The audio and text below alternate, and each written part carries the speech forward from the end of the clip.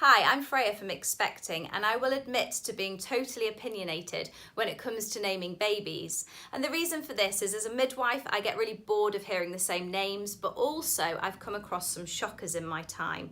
I really had to work on my poker face when somebody told me that they'd named their son Gizmo. So I'm going to give you a few tips to consider when choosing a name for your babies. First of all, think about whether or not this name is really popular and if you're okay with that. So it might be worth searching online and seeing if the name's been in the top 3 for the last 3 years, for example. Think about whether that name rhymes with something embarrassing. So you might like the name Bart and then you think Bart, Cart, Dart. Maybe not. Does the name that you like work with the baby's surname? So I came across a couple who'd named their son Drew and their surname was Peacock. They didn't realise what they'd done until people started asking how droop he was. Just say it a few times, you'll get it. Then think about whether the initials spell something. So it might be that they spell something quite cool, but do you really want to name your daughter Cynthia Roseanne if your surname is Peters? And will the short version drive you nuts? So for example, you like the name Eleanor, but maybe you're not keen on the name Ellie, and then you'll find yourself correcting everybody if they shorten the name, because they will. Then think about whether the spelling that you choose will drive your child nuts.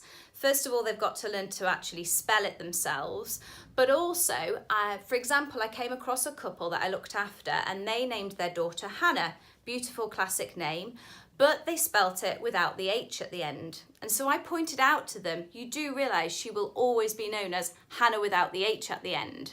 So really think about these things and what you're inflicting on your child. And don't name your child on a complete whim. So I looked after a woman once who hadn't thought of a name for her daughter, and then she gained inspiration. She called her Celine, only she hadn't. She'd looked up her drip and named her Saline and spelt it that way.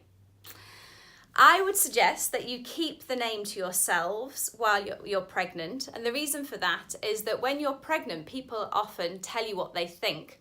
So for example, they say, oh, you can't name your child that. I know somebody with a dog called that. Whereas if you tell them when the baby's here, they'll often say, ah, that's different, if they're not actually that keen on it.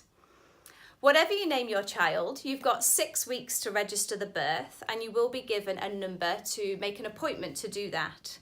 If you're married, either of you can go down, so long as, girls, you trust your partner not to slip the middle name Chewbacca into the name or something. And if you're not married, girls, you do need to be the one to register the birth and take your partner with you. If you'd like some more tips about practicalities once your baby's here and also to help prepare you for labour and birth, check out expectingclasses.co.uk.